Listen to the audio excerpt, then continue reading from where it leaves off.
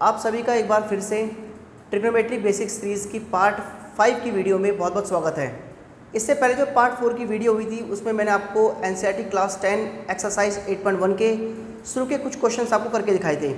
उसके बाद आज की वीडियो में मैं उस एक्सरसाइज के जो बचे हुए कुछ क्वेश्चंस हैं वो मैं आपको यहाँ पर करके दिखाने जा रहा हूँ। और अगर आपको ये वीडियो पसंद आती है तो प्लीज़ मेरे चैनल को आप सब्सक्राइब कीजिए, और अगर आपका किसी प्रकार का कोई भी डाउट होता है तो आप कमेंट बॉक्स में अपना डाउट लिखिए और मैं पूरी कोशिश करूँगा जितनी जल्दी पॉसिबल हो सके उसका आंसर आपको देने की।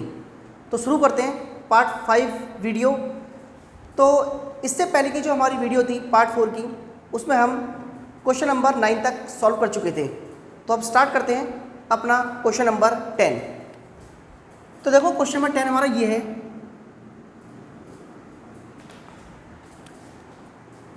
इन triangle P Q R right angled at Q. एक ट्रायंगल हमारा पी क्यू आर है जो कि राइट एंगल्ड है क्यू पर। कंडीशन गिवन है यहाँ पर P R plus Q R is equal to 25 centimetre and P Q is equal to 5 centimetre. Determine the values of sine P, cos P and tan P. हमें यहाँ पर sine P, cos P और ten की value, ten P की value हमें find करनी है। तो क्वेश्चन हमारा ये है, एक ट्रायंगल है right angled P Q R, ये है right angled at Q. Right angled at Q का मतलब है ट्रायंगल पी क्यू आर में जो एंगल क्यू है, angle Q is equal to आपका 90 डिग्री है, मतलब एंगल क्यू आपका राइट एंगल है। क्वेश्चन में गिवन है P R plus Q R is equal to 25 centimetre. अब पी क्यू आपको गिवन है 5 सेंटीमीटर, तो यहाँ पर पी क्यू गिवन आपको 5 सेंटीमीटर, और यहाँ पर गिवन है P R plus Q are किसके इक्वल है यहाँ पर 25 सेंटीमीटर के। तो हमने यहाँ पर लेट कर लिया Q R equal to x centimetre. और क्वेश्चंस में क्या था जो हमने इससे पहले क्वेश्चंस किए थे, उनमें आपको 3 में से आपको 2 साइड्स गिवन थी, लेकिन इस क्वेश्चन में क्या है, आपको 3 में से सिर्फ एक साइड गिवन है, और वो साइड कौन सी गिवन है, पी क्यू, सिर्फ एक ही साइड गिवन है। इसके अलावा हमें एक कंडीशन गिवन है कि जो अदर 2 साइड्स हैं क्यू आर और पी आर, इनका जो सम है, इनका जो जोड़ है वो 25 सेंटीमीटर के इक्वल है। तो हमने क्यू आर को लेट कर लिया यहाँ पर x सेंटीमीटर। अब क्वेश्चन में गिवन है Q R plus P R is equal to 25 centimetre. Q R को हम लेट कर चुके हैं x प्लस पी आर इज इक्वल 25। It means P are is equal to 25 minus x centimetre. तो इसका मतलब ये है क्यू आर हो गया हमारा यहाँ पर x सेंटीमीटर, और जो पी आर है इसकी वैल्यू हो जाएगी 25 minus x centimetre.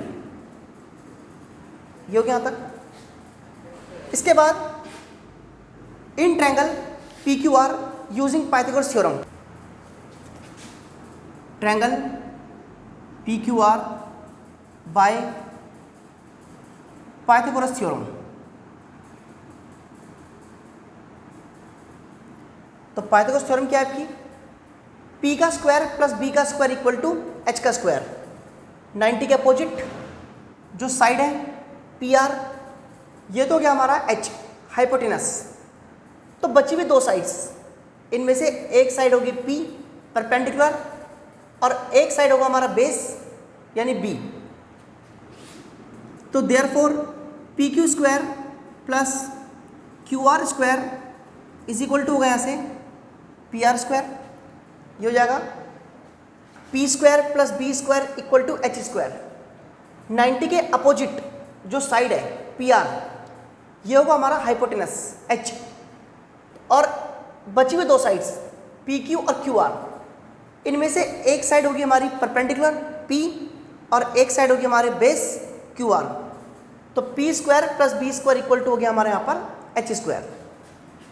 P Q 5 का स्क्वायर क्यू आर एक्स का square is equal to 25 minus x का स्क्वायर।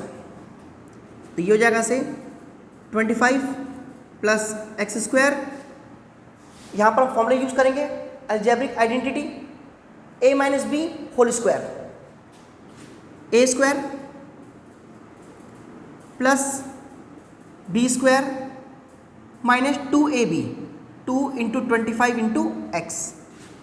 तो 25 plus x square is equal to 625 plus x square minus 50x plus x square दोनों cancel हो जाएंगे, क्योंकि जब x square LHS में आएगा तो x square minus x square cancel out हो जाएंगे। तो यहाँ पर प्लस एक्स स्क्वायर कैंसिल हो जाएंगे।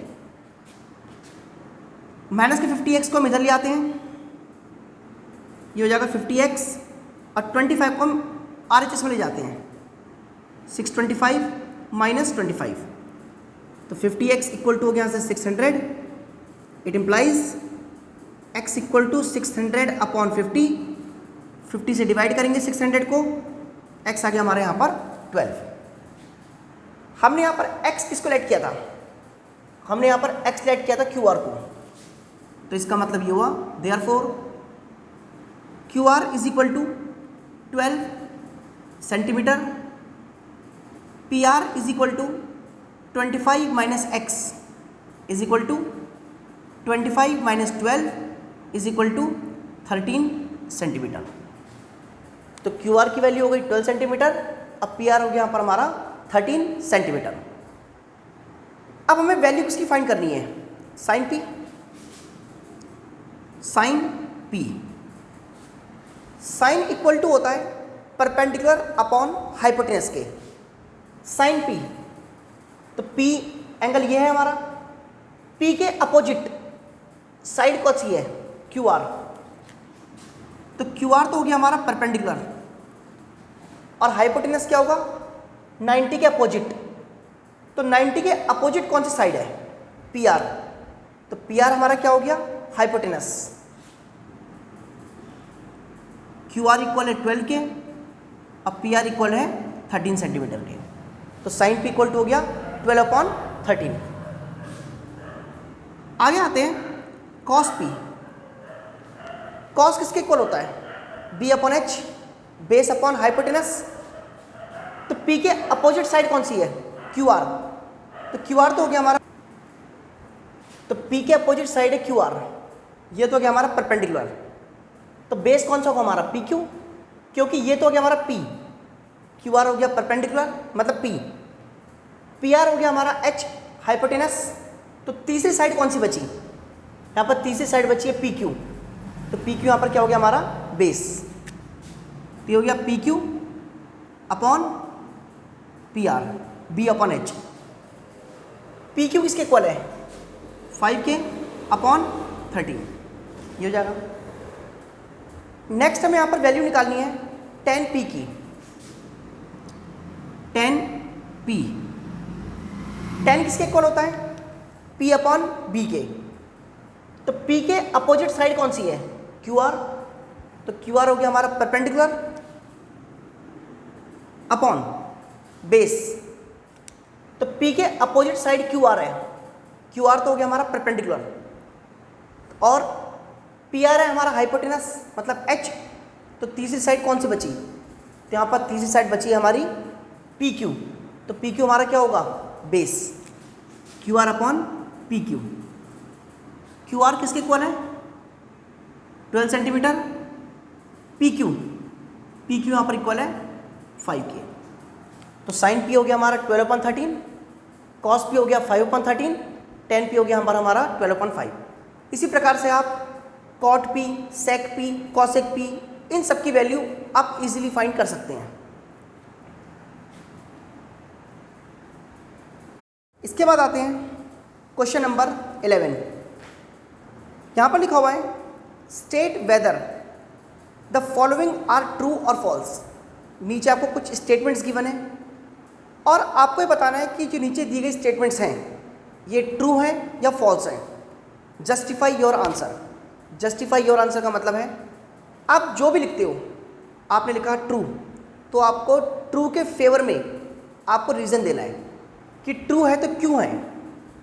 इसी प्रकार अगर आप लिखते हो फॉल्स है तो आपको रीज़न देना है कि ये फॉल्स क्यों है। मतलब आप अपने स्टेटमेंट के बारे में जो भी लिख रहे हो, ट्रू या फॉल्स, उसको आपको जस्टिफाई करना है। जस्टिफाई का मतलब ये होता है कि आपको उसके पक्ष में, उसके फेवर में आपको रीज़न देना है, अपने तर्क देने हैं, आर्ग्यूमेंट्स देने हैं कि ये ट्रू है इस वजह से, फॉल्स है इस वजह से, यानी आपको आर्ग्यूमेंट्स देने हैं। तो हम आते हैं पहली स्टेटमेंट पर। यहाँ लिखा हुआ है फर्स्ट स्टेटमेंट में, the value of 10a is always less than. Statement में लिखा हुआ है कि 10a की वैल्यू हमेशा 1 से कम होती है। मतलब 10a की वैल्यू कभी भी 1 से ज़्यादा नहीं हो सकती है। ये स्टेटमेंट आपकी फॉल्स है। अब आपको उसका रीज़न देता हूँ कि ये स्टेटमेंट आपकी फॉल्स क्यों है। तो जो आपकी पहली स्टेटमेंट है ये आपकी फॉल्स है, ये हो गया। अब इसका आप समझो जस्टिफिकेशन, कि हमने यहाँ पर फॉल्स लिखा है तो फॉल्स क्यों है, इसके फेवर में आर्गुमेंट्स देने हैं, आपको जस्टिफाई करना है। जस्टिफिकेशन,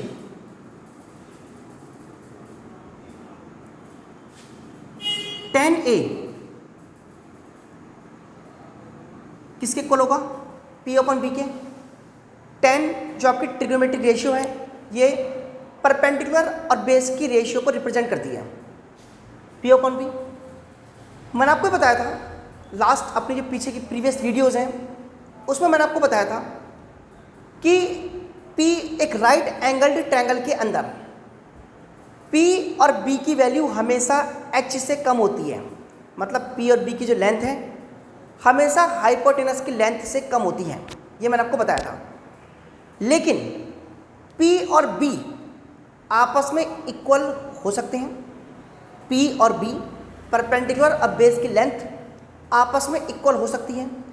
और साथ ही साथ ऐसा भी हो सकता है कि P की लेंथ B से बड़ी हो, B की लेंथ P से बड़ी हो, लेकिन P और B में से किसी की भी लेंथ H से ज़्यादा नहीं हो सकती है। लेकिन ऐसा हो सकता है कि P और B की लेंथ आपस में इक्वल हो। If P is equal to B, अगर P और B की वैल्यू आपस में इक्वल हो जाए, पॉसिबल है कि परपेंडिकुलर और बेस की लेंथ आपस में इक्वल हो सकती है। If P is equal to B, then 10a is equal to P upon B is equal to P upon P कर सकते हैं, क्योंकि P और B आपस में क्या है, इक्वल है। तो B की जगह पर हम P लिख सकते हैं, P से P कट जाएगा, वैल्यू कितनी आ गई 1। जबकि स्टेटमेंट में क्या लिखा हुआ था कि 10a की वैल्यू हमेशा 1 से कम होती है। इसका मतलब क्या है, ये फॉल्स हो गया। हम लोग केस दिखा दिया। अगर P और B आपस में इक्वल हो जाएं तो 10a की वैल्यू 1 से लेस नहीं होगी, किसके इक्वल होगी, 1 के इक्वल होगी। और भी केस लेते हैं, if P greater than B, अगर परपेंडिकुलर की लेंथ अगर बेस की लेंथ से ज़्यादा है, if P is greater than B, 10a equal है P अपॉन B के। P की लेंथ B से बड़ी है, मतलब P is greater than B। इसका मतलब परपेंडिकुलर जो हमारा ये फ्रैक्शन है उसमें न्यूमरेटर की वैल्यू डिनोमिनेटर से क्या है, बड़ी है। तो जब न्यूमरेटर डिनोमिनेटर से बड़ा होता है तो फ्रैक्शन की वैल्यू हमेशा क्या होती है, 1 से ग्रेटर होती है, 1 से बड़ी होती है। तो P B से बड़ा है, मतलब न्यूमरेटर डिनोमिनेटर से बड़ा है। और जब एक फ्रैक्शन के अंदर न्यूमरेटर डिनोमिनेटर से बड़ा होता है तो फ्रैक्शन की वैल्यू हमेशा ग्रेटर देन 1 होती है। तो 10 इज इक्वल टू क्या हो गया, P upon B which is greater then 1। तो इसका मतलब क्या है कि ये स्टेटमेंट फॉल्स है कि 10a की वैल्यू हमेशा 1 से लेस होती है। 10a की वैल्यू 1 के इक्वल भी हो सकती है, 1 से छोटी भी हो सकती है, और सही बात है 10 की वैल्यू 1 से ग्रेटर भी हो सकती है। अब क्वेश्चन ये उठता है कि ऐसा कब होगा जब 10a की वैल्यू 1 से लेस होगी। ये तब पॉसिबल है जब बेस b की लेंथ p से कम होगी। मतलब अगर b p से स्मॉल है, सॉरी b जो है p की लेंथ अगर b से कम है, when p is less than b then 10a is less than 1.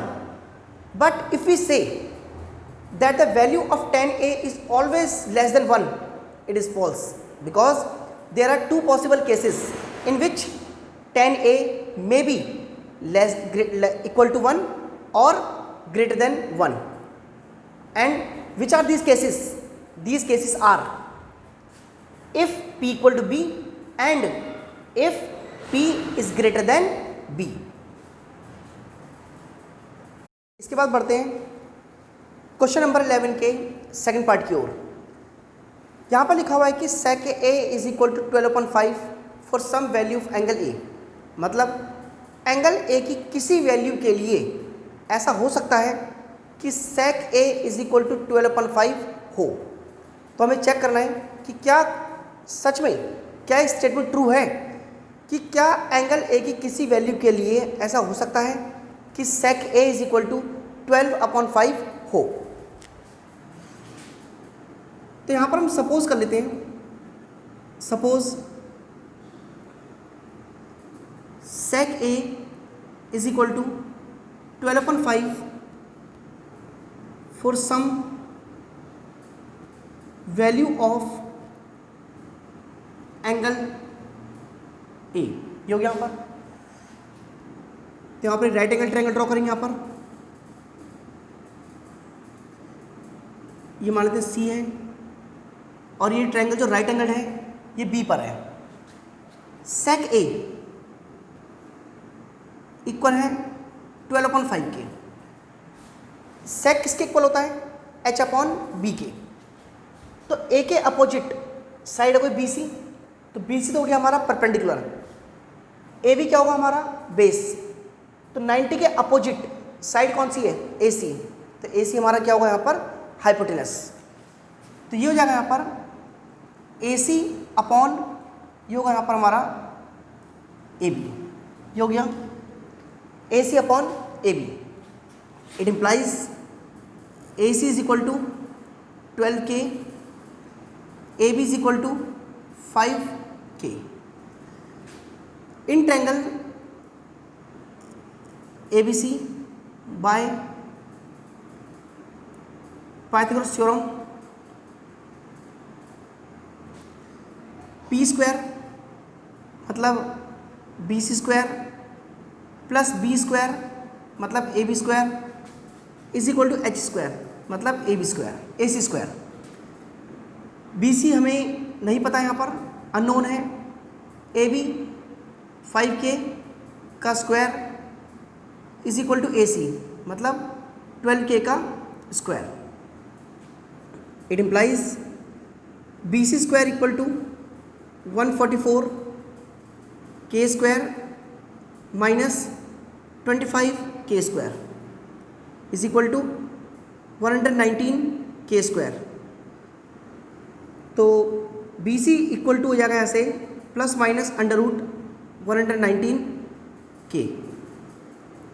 तो BC is equal to minus 119K rejected, क्योंकि साइड नेगेटिव नहीं हो सकती है। तो BC equal to minus 119K rejected. Therefore BC is equal to 119K।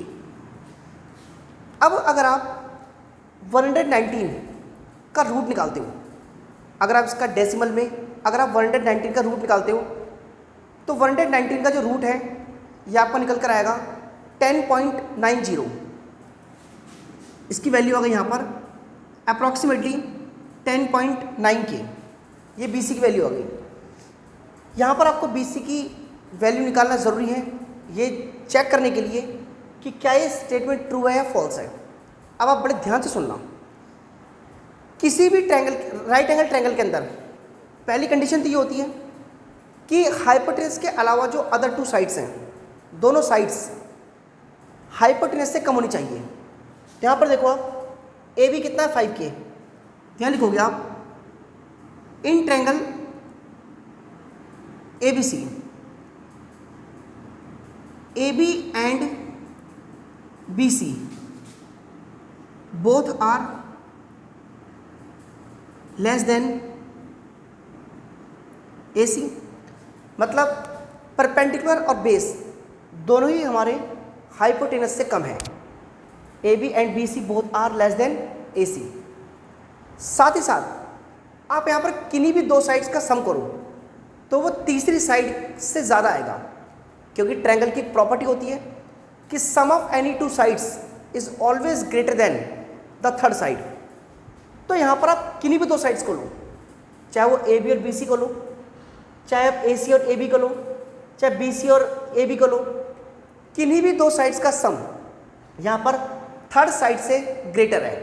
क्या लिखोगे आप, सम ऑफ ऑल्सो, यहाँ लिखो आप also sum of any two sides, any two sides of triangle ABC is greater than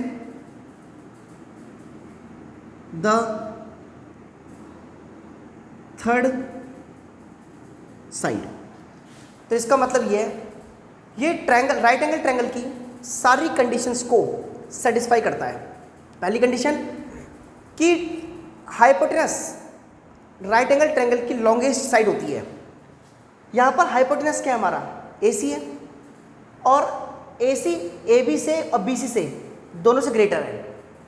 BC कितना है 10.9K, जबकि AB कितना है 5K, मतलब AB और BC दोनों ही हमारे AC से कम है।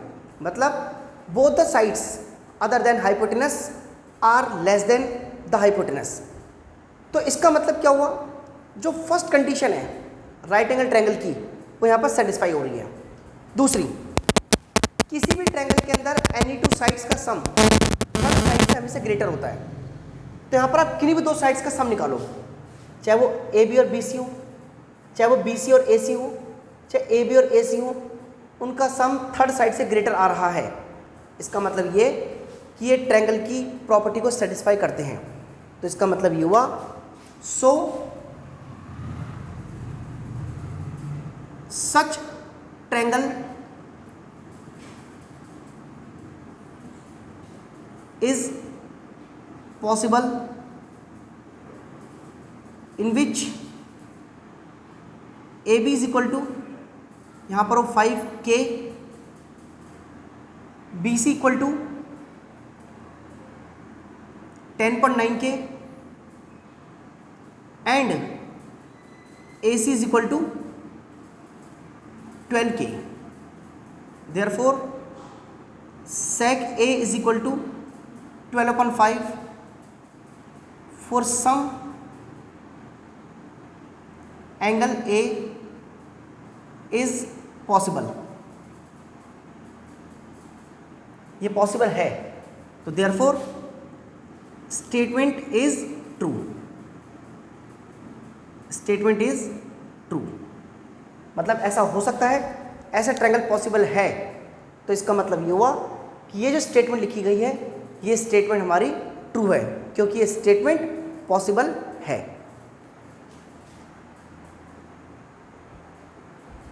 इसके बाद जो हमारी थर्ड स्टेटमेंट है वो ये है, cos A is the abbreviation used for the cosecant of angle A।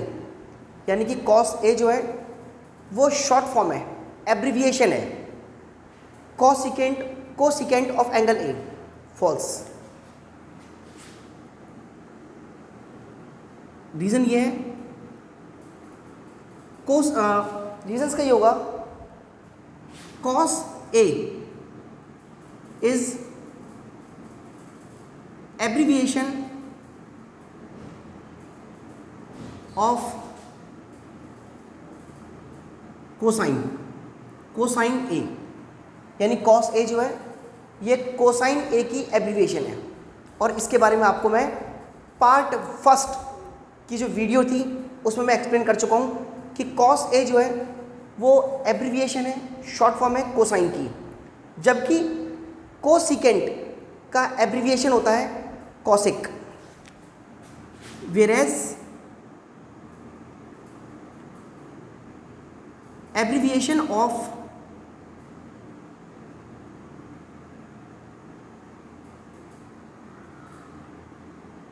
Cosecant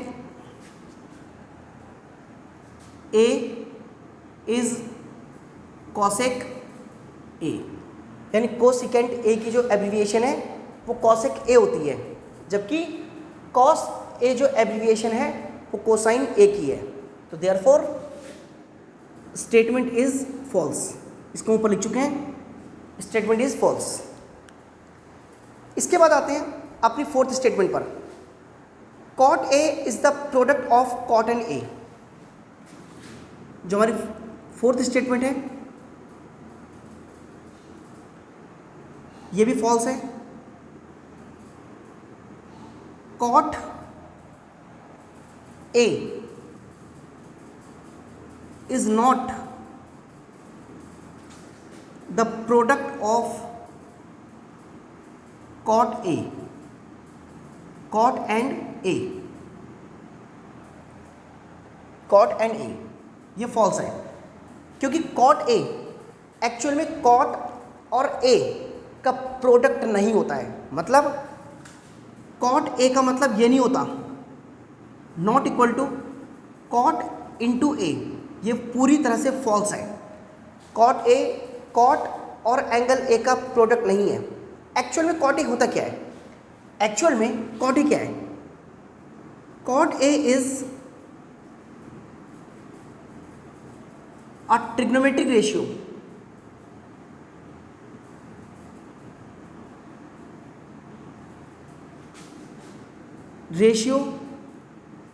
of perpendicular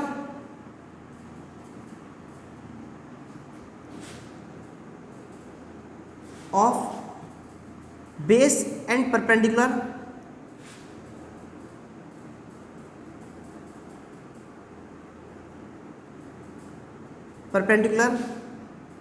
of a right angled triangle, right angled triangle at angle A। यानी कि एक्चुअल में कॉट ए क्या है? एक ट्रिग्नोमेट्रिक रेशियो है जो कि एक राइट एंगल ट्रायंगल में बेस और परपेंडिकुलर की रेशियो के इक्वल होती है। कॉट ए का फॉर्मूला क्या होता है? बी अपॉन पी, जो कि बी और पी की रेशियो को रिप्रेजेंट करता है at an angle A. Angle A पर कॉट ए एक राइट एंगल ट्रायंगल के बेस और परपेंडिकुलर की रेशियो को रिप्रेजेंट करता है। तो therefore cot A is not the product of cot and ए।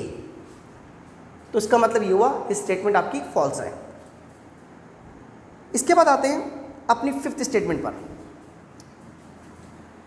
हमारी फिफ्थ स्टेटमेंट ये है sine theta is equal to 4/3 for some angle theta. यहाँ पर लिखा हुआ है sine theta is equal to 4/3, ये लिखा है यहाँ पर फॉर सम एंगल थीटा। मतलब थीटा की किसी वैल्यू के लिए sine theta is equal to 4/3 हो सकता है। इस स्टेटमेंट के अकॉर्डिंग हमें चेक करते हैं कि ये स्टेटमेंट फॉल्स है या ट्रू है। देखते हैं। तो हम यहां पर सपोज कर लेते हैं, suppose sine theta is equal to 4/3 for some angle theta. For some angle theta sine theta is equal to 4/3 है। आपने अपने ट्रायंगल ड्रॉ किया ए बी सी और आपने सी एंगल को यहां पर नाम दे दिया थीटा। सी को आपने थीटा नाम दे दिया यहाँ पर। अब साइन थीटा किसके इक्वल है? 4/3 के। थीटा के अपोजिट साइड कौन सी है? A B. तो ए बी हो गया हमारे यहाँ पर परपेंडिकुलर। थीटा के अपोजिट जो साइड है ए बी, ये हो गया हमारा परपेंडिकुलर अपॉन हाइपोटेनस क्या होगा? 90 के अपोजिट। 90 के अपोजिट साइड कौन सी है? ए सी। ए सी हमारे यहाँ पर क्या होगा? हाइपोटेनस। ये हो गया यहाँ पर। It implies A B is equal to 4K, A C is equal to, ये हो गया यहाँ पर 3K। अब आप यहाँ पर एक चीज़ नोट करो, ए सी यहाँ पर क्या है? ए सी यहाँ पर हमारा हाइपोटेनस, जबकि ए बी क्या है यहाँ पर हमारा? परपेंडिकुलर। परपेंडिकुलर कभी भी हाइपोटेनस से ग्रेटर नहीं हो सकता है। आप यहाँ लिखोगे perpendicular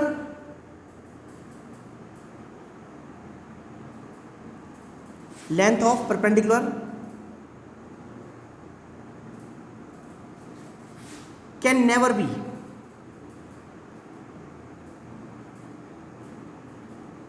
greater than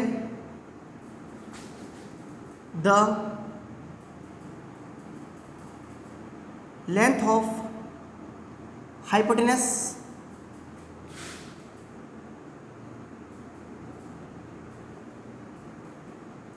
in a right angled triangle. Length of perpendicular can never be greater than the length of hypotenuse in a right angle triangle. एक राइट एंगल ट्रायंगल के अंदर परपेंडिकुलर की लेंथ कभी भी हाइपोटेनस से greater, अधिक नहीं हो सकती है। यहाँ तक कि परपेंडिकुलर की लेंथ हाइपोटेनस के इक्वल भी नहीं हो सकती है। बट ए बी मतलब परपेंडिकुलर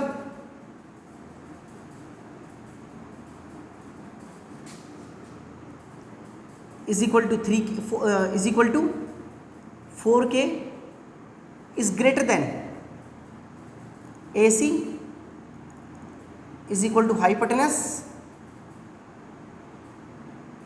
equal to 3K। यानी कि AB इक्वल टू परपेंडिकुलर है जो कि 4K है, which is greater than AC is equal to hypotenuse, और हाइपोटेनस की वैल्यू कितनी है? 3K। तो 4K 3K से बड़ा है। 4K क्या है? परपेंडिकुलर, और 3K क्या है? हाइपोटेनस। तो इसका मतलब ये हुआ देयरफॉर द गिवन स्टेटमेंट